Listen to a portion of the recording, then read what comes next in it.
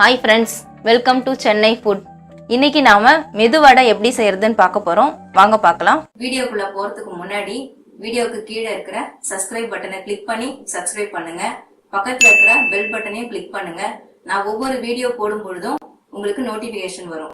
நம்ம சேனல்ல ரொம்ப ஈஸியா புரிந்து கொள்ளும் வகையில் நிறைய ரெசிபீஸ்க்கான வீடியோஸ் அப்லோட் பண்ணிருக்கேன். அதையும் போயிட்டு செக் பண்ணி பாருங்க. மெது வடை செய்யறதுக்காக நான் 200 கிராம் உளுத்தம் பருப்பு எடுத்திருக்கேன்.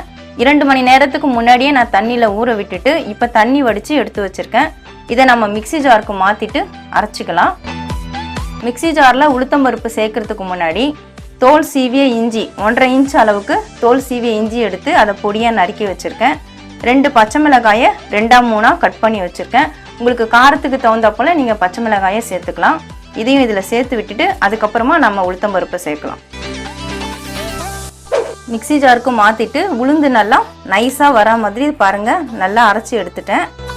தண்ணி ரொம்ப சேர்க்க வேண்டாம். ஒரு 4 ஸ்பூன் இல்ல 5 ஸ்பூன் தண்ணி தான் நமக்கு செலவாகும். கொஞ்சம் கொஞ்சமா சேர்த்து அரைச்சுக்கோங்க. இப்போ இதை நம்ம பாத்திரத்துக்கு மாத்திக்கலாம். அரைச்ச உளுத்தம் பருப்பை நான் பாத்திரத்துக்கு மாத்திட்டேன்.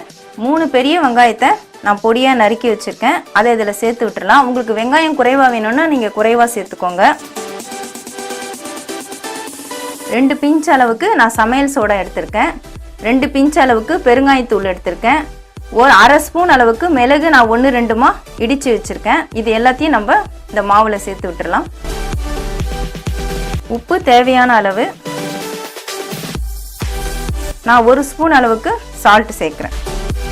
கொஞ்சமா கொத்தமல்லி தழையும் தூவி விட்டு எல்லாத்தையும் நல்லா கலக்க பிசைஞ்சுக்கலாம். சேர்த்து விட்ட எல்லா பொருட்களையும் நல்லா கலந்து விட்டாச்சு. வடை மாவு ரெடி ஆயிடுச்சு. இப்போ வடை எப்படி பொரிக்கிறதுன்னு பார்ப்போம். வடை பொரிக்கிறதுக்காக நான் அடுப்பில் பேன் வச்சுருக்கேன். பேனில் வடை பொரிக்கிறதுக்கு தேவையான எண்ணெயும் சேர்த்து விட்டுருக்கேன். எண்ணெய் நல்லா சூடாயிடுச்சு. வடை மாவை நான் தட்டி போடுறதுக்கு முன்னாடி நல்லா தண்ணியில் இப்படி கையை நனைச்சிட்டு அதுக்கப்புறமா வடை மாவில் கை வைங்க. அப்போ தான் வடை நல்லா ஈஸியாக நம்ம தட்டி போடலாம். இந்த மாதிரி கையிலே நம்ம எடுத்துட்டு இப்படி கட்டை விரல ஹோல்ஸ் போட்டுட்டு நம்ம எண்ணெயில் சேர்த்து விட்டுடலாம்.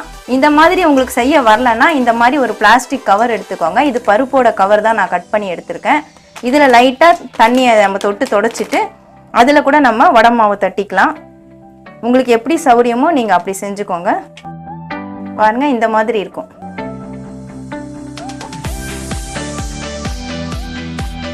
ஒரு பக்கம் நல்லா வேகட்டும்னு அதுக்கப்புறமா நம்ம திருப்பி விட்டுடலாம். நல்லா பொன்னிறமாக செவந்து வந்தோடனே வடையை எடுத்துடலாம். எண்ணெயில் சேர்த்து விட்ட வடை எல்லாமே நல்லா பொன்னிறமாக செவந்துருச்சு. இப்போ நம்ம பிளேட்டுக்கு மாற்றிக்கலாம். இதே மாதிரி எல்லா வடையும் பொரிச்சு எடுத்துக்கலாம். சூடான சுவையான மெது வடை ரெடி. இந்த வீடியோ உங்களுக்கு பிடிச்சிருந்தா லைக் பண்ணுங்க, ஷேர் பண்ணுங்க, சப்ஸ்கிரைப் பண்ணுங்க. சப்ஸ்கிரைப் பண்ணவங்க பக்கத்தில் இருக்கிற பெல் பட்டனை கிளிக் பண்ணுங்க. இந்த வீடியோவில் உங்களுக்கு ஏதாவது டவுட்ஸ் இருந்தால் கமெண்ட்ஸில் கேளுங்க. நன்றி, வணக்கம். நம்ம சேனல்ல ரொம்ப ஈஸியா புரிந்து கொள்ளும் வகையில் நிறைய ரெசிபீஸ்க்கான வீடியோஸ் அப்லோட் பண்ணியிருக்கேன். அதையும் போயிட்டு செக் பண்ணி பாருங்க.